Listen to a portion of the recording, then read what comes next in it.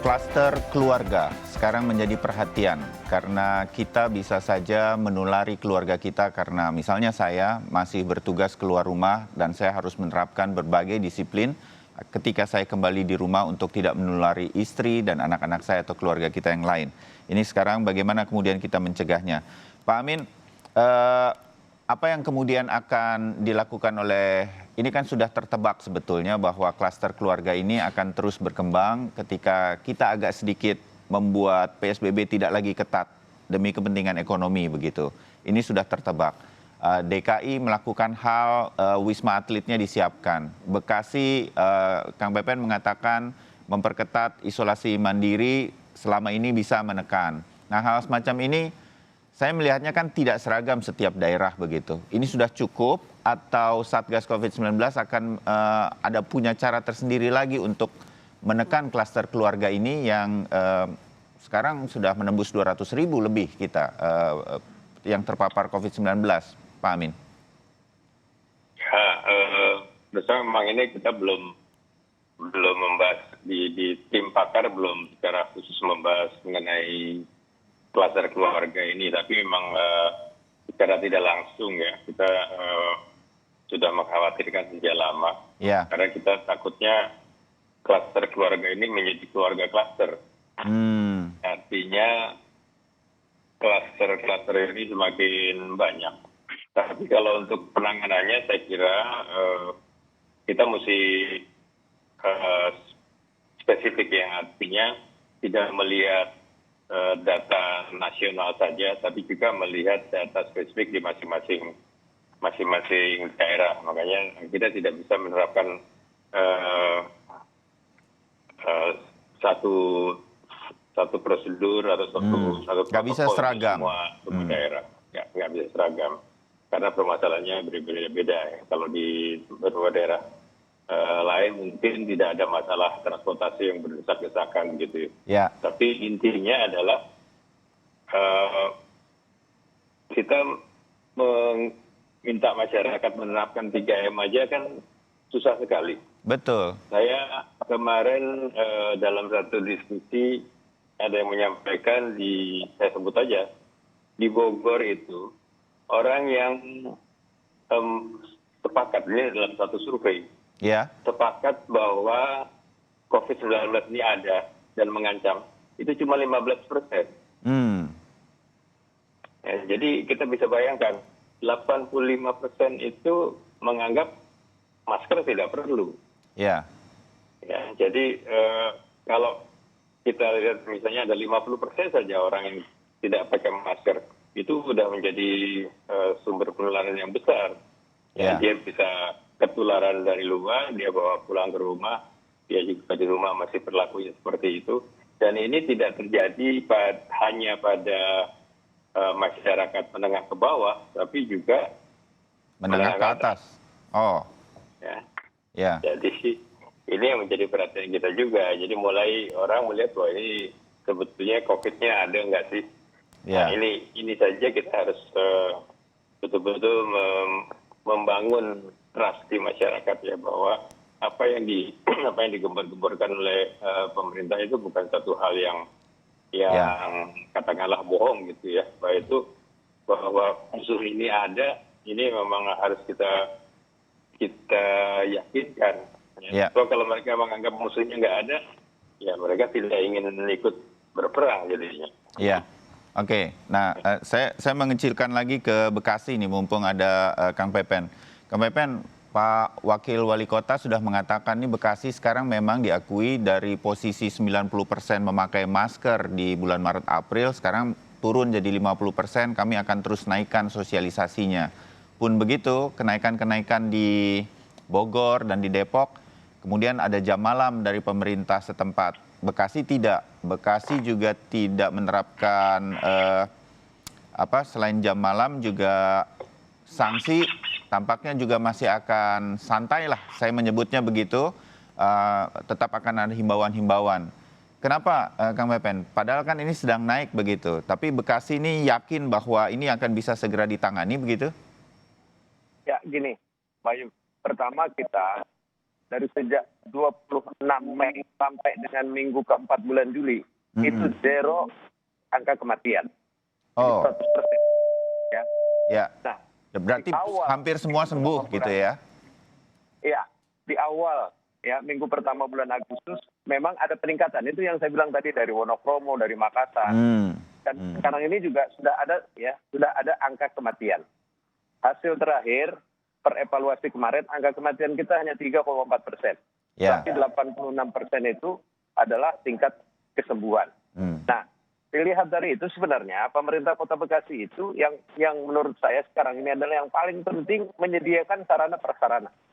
Ya, masker kita sudah hampir 4 juta, artinya 1,5 jiwa ya yang bisa kita berikan kepada warga masyarakat. Jadi kalau kita tidak menerapkan sanksi, bukan tidak menerapkan sanksi, kita berikan, kita sosialisasi, kan kita masuknya pada ruang wilayah terbatas RW. Jadi kita tahu persentase berapa di masyarakat kita terhadap ketidakpatuhan masyarakat menggunakan masker tersebut. Kami wilayah yang awal berikan izin orang beribadah. Betul. Idul Fitri. Tidak ada laporan orang kena COVID. Sampai saat ini tidak ada di tempat hiburan itu ya orang, Pak saya kena di tempat hiburan, tidak ada. Yang ada itu klaster keluarga di rumah. Interaksinya adalah interaksi transmisi. Artinya memang ini secara jujur bisa kita tangani dengan koordinasi yang baik antar pemangku yang ada di wilayah Kota Bekasi. Nah, yang sudah kita lakukan ini tentunya terus harus kita ya memberikan komitmen kepada semua, termasuk masyarakat, ya kebersihannya dijaga, physical distancing dijaga, termasuk juga ya hal-hal yang berkenaan ya pada saat kita penanganan. Jadi kalau keberhasilan isolasi kita, isolasi mandiri kita tadi 6-7 hari selesai, itu bukan saya ngomong, itu adalah hasil lab, swab, bukan rapid lagi. Saat mereka melakukan isolasi di rumah, akhir kami nyatakan dia sehat itu adalah menggunakan swab, bukan rapid. Nah, memang biayanya luar biasa, tapi ini untuk masyarakat. Kami ambil pajak dari masyarakat, kami kembalikan ya apa yang disarankan oleh Presiden dan pemerintah.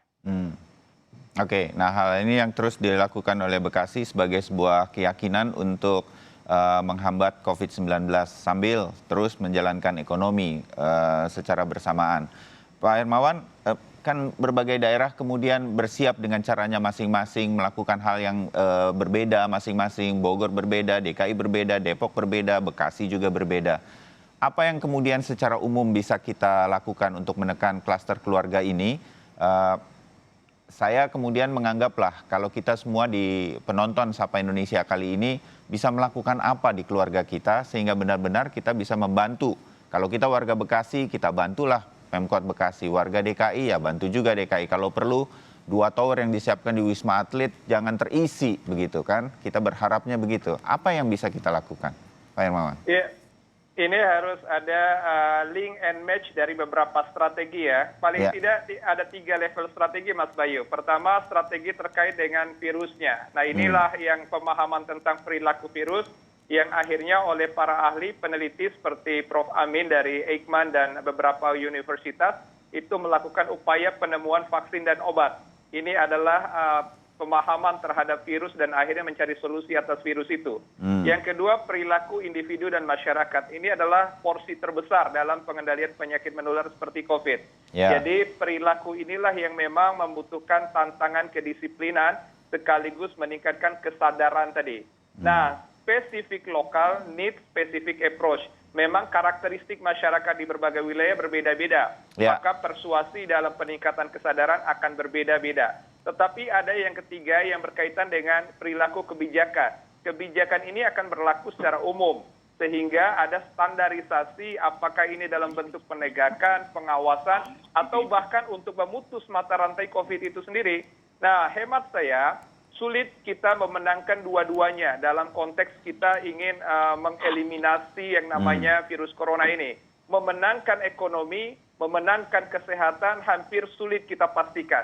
Kita juga tidak ingin kehilangan dua-duanya. Kita tidak sehat, tetapi juga terpuruk secara ekonomi. Yang ada, jadikanlah sekarang ini momentum relaksasi atau bahkan istilah transisi PSBB atau proporsional PSBB ini adalah upaya persiapan meningkatkan daya tahan, baik secara fisik maupun daya tahan secara ekonomi. Ketika daya tahan kita secara fisik, secara ekonomi siap, pemerintah juga mengevaluasinya siap untuk berbagai wilayah, maka kita harus melakukan dan mengambil momentum to kick COVID-19. Harus ada momentum untuk memutus mata rantai ini. Kapan waktu yang tepat, tentu pemerintah yang akan melakukan evaluasi, tetapi ini semua kita jadikan fase persiapan.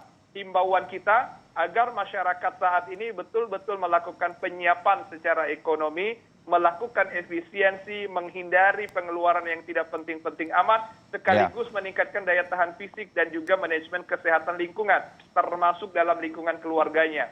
Ketika ini semua siap, maka tiada cara lain. Memutus COVID itu adalah dengan cara kita menghindari keramaian, sekaligus kita bertahan dan bersabar pada satu waktu kita tertentu untuk kompak dan disiplin. Mas Bayu.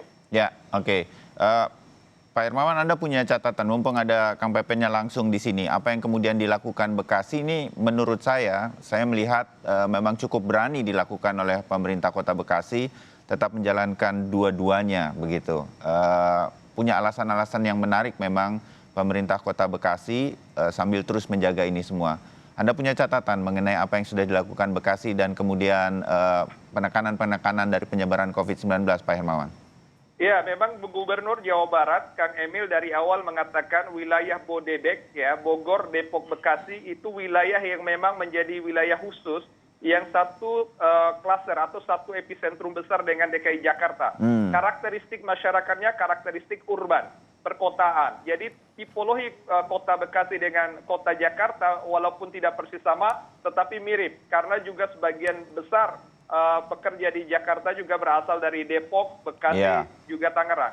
Jadi adanya kebijakan yang sejalan dengan kebijakan pemerintah DKI di kota Bekasi pun memang tidak boleh ada gap yang terlalu jauh. Jadi harmonisasi kebijakan antar wilayah ini harus sama. Tetapi yang ingin saya sampaikan seperti tadi bahwa ketika nanti misalnya katakanlah DKI juga setelah pertimbangan yang cukup matang melakukan pengetatan kembali terhadap PSBB atau mobilitas dan lain-lain, pun Bekasi harus siap. Pun Depok dan Bogor juga harus siap. Kita sangat mengapresiasi adanya pendekatan edukasi, promosi, dan prevensi lokal yang dilakukan oleh Pak Wali dan tim, tetapi memang ini sebatas perilaku, penegakan disiplin.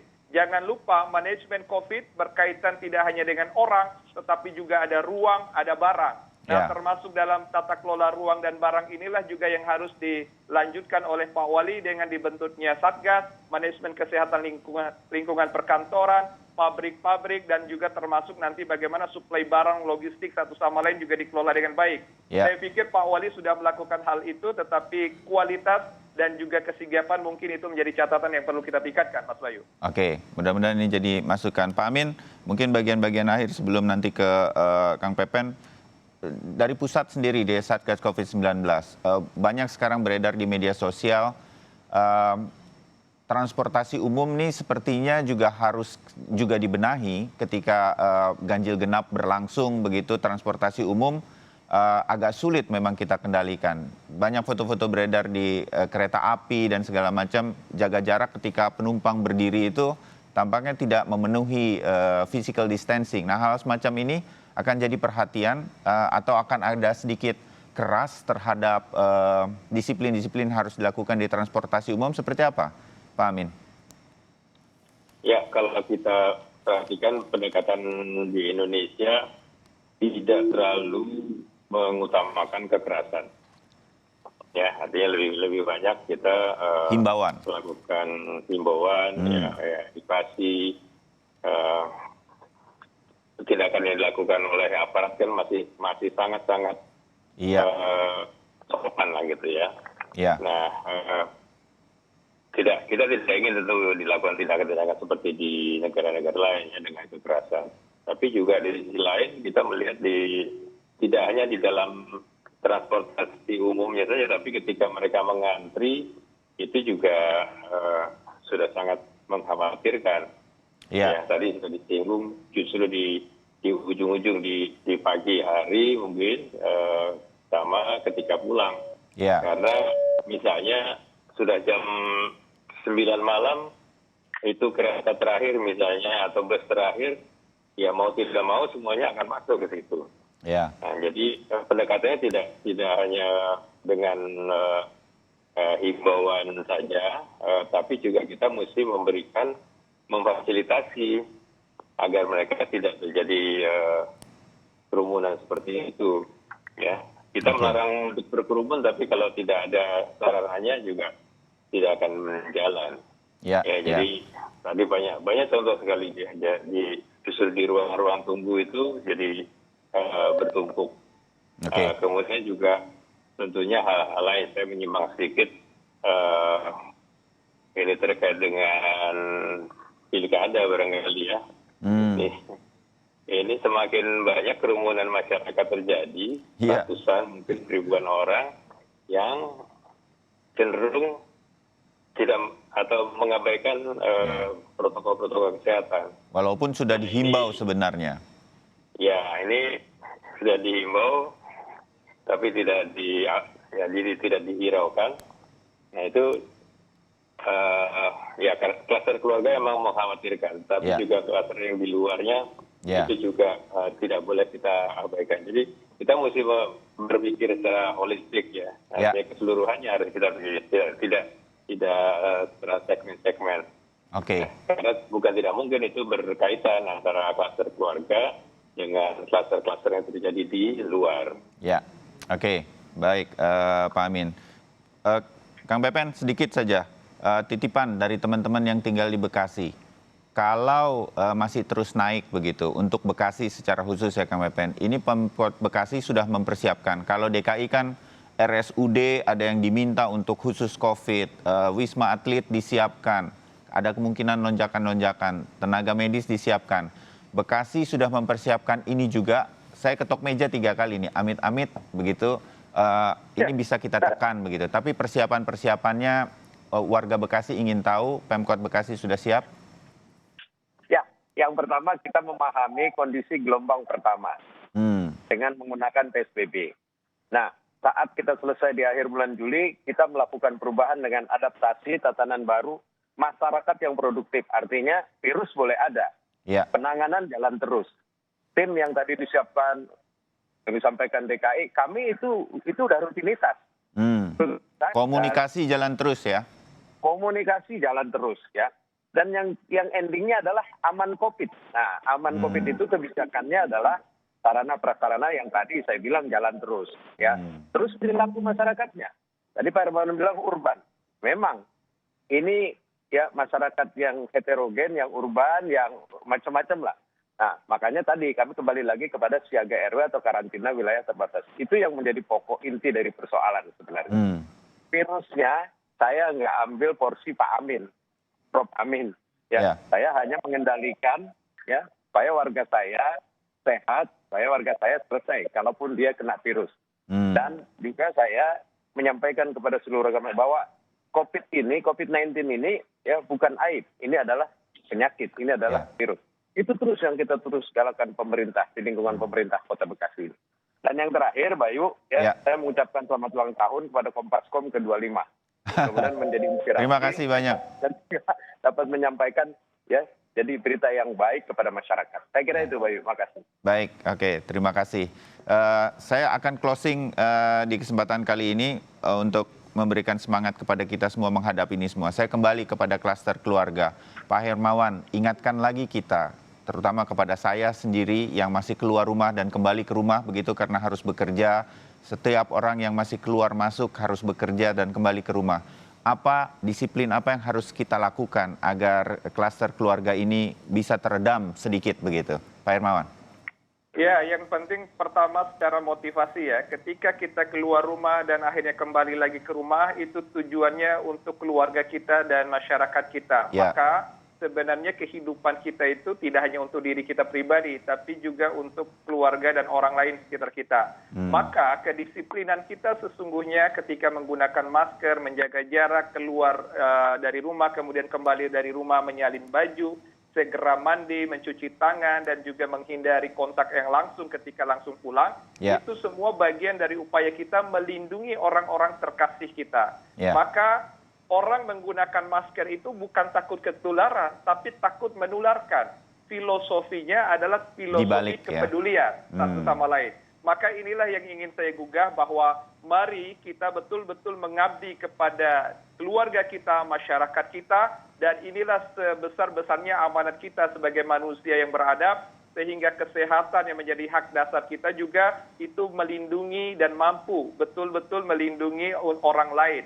Minimal kita tidak menularkan virus kepada orang lain dengan disiplin. Kita menjaga diri kita menggunakan masker, menjaga jarak, mencuci tangan. Satu lagi yang paling penting, jangan lupa daya tahan tubuh kita, makan yang bergizi, istirahat yang cukup, dan biasa exercise ringan. Paling tidak selama masa pandemi ini.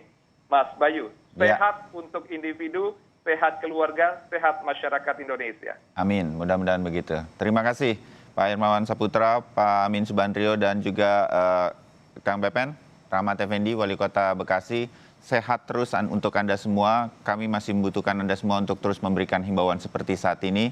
Ini perang kita bersama untuk menekan penyebaran COVID-19 di Indonesia. Terima kasih. Selamat pagi. Assalamualaikum warahmatullahi wabarakatuh. Terima kasih. Waalaikumsalam warahmatullahi wabarakatuh. Terima kasih Prof. Amin. Terima kasih Pak Wali.